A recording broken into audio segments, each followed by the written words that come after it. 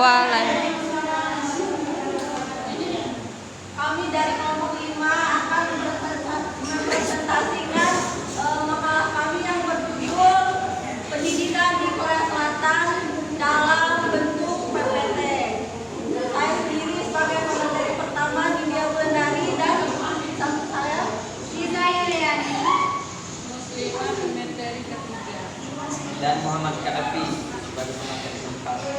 Baik, yang pertama kami akan membahas tentang struktur dan tahapan pendidikan di Korea Selatan, yaitu secara umum. Nah, secara umum ini mulai dari masa SD. Masa SD ini anak-anak akan masuk di sekolah mulai dari Hukum penyerahan umur bahasa 6 tahun dan sampai 12 tahun.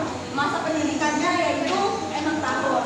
Lalu di pendidikan jenjangnya di SMP akan menempuh pendidikan selama 3 tahun. Lalu umur anak dari 12 tahun sampai 15 tahun.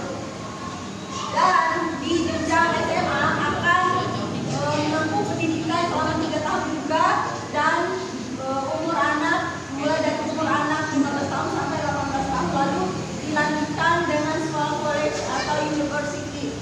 Selanjutnya akan membahas tentang wajibnya sekolah wajibnya di Korea Selatan. Di Korea Selatan itu wajib sekolahnya itu 9 tahun, yaitu di SD dan di SMP.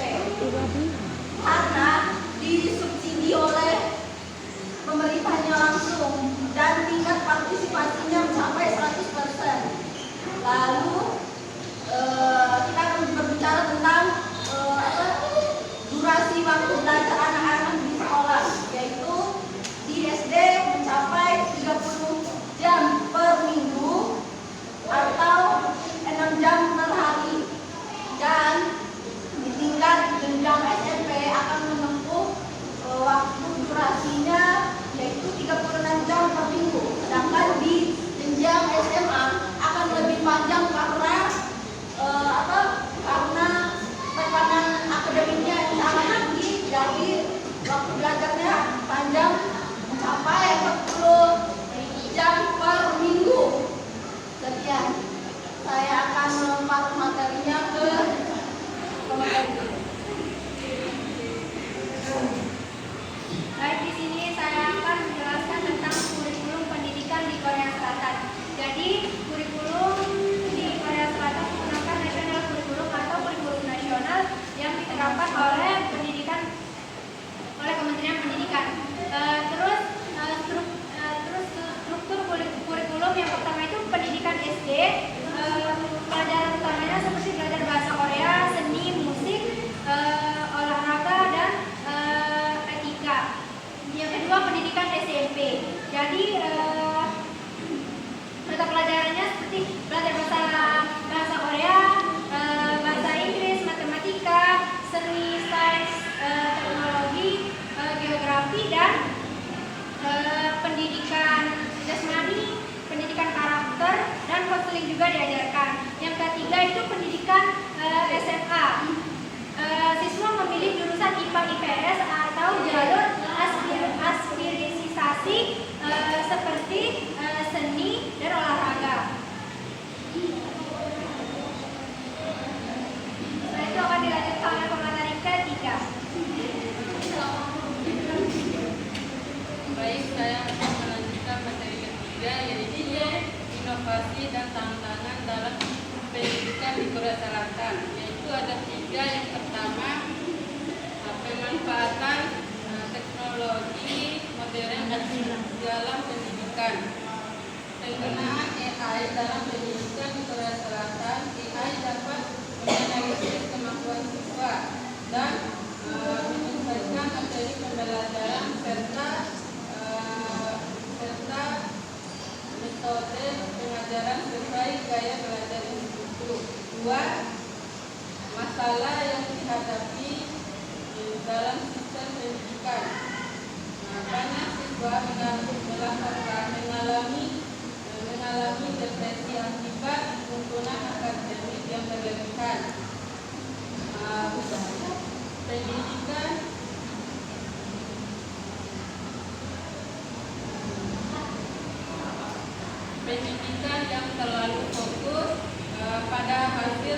kembali mengabaikan aspek emosional dan sosial siswa. 3. Upaya pemerintah untuk reformasi pendidikan.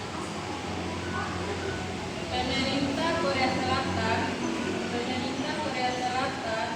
telah meluncurkan reformasi pendidikan, kebijakan untuk mengurangi jam sekolah yang bertujuan untuk mengurangi tekanan akademik dan memberikan siswa lebih banyak waktu untuk mengeksplorasi minat mereka di luar akademik. Ya.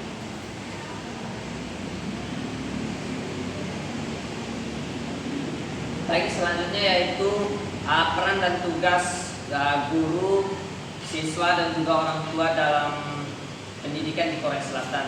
Jadi tugas dan peran guru di Korea Selatan itu ternyata pemerintah di Korea Selatan itu sudah menetapkan pemerintah Korea Selatan itu telah menetapkan standar tinggi bagi para guru agar menjadikan profesi ini sebagai salah satu yang dihormati di masyarakat.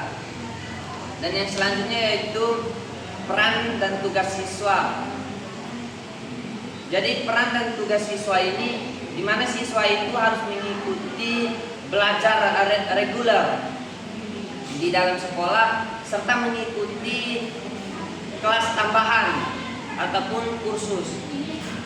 Dan yang selanjutnya yaitu peran dan tugas orang tua di Korea Selatan juga menjadi rutin agar memantau perkembangan akademik anak dan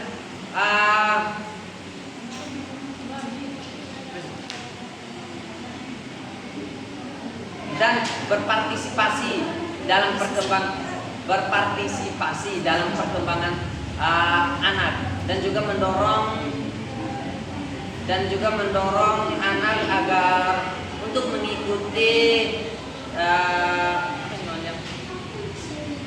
kelas tambahan.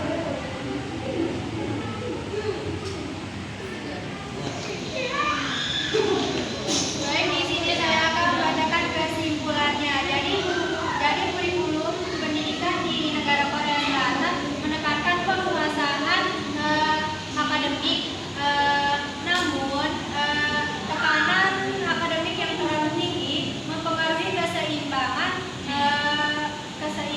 mental siswa. Hal ini membuktikan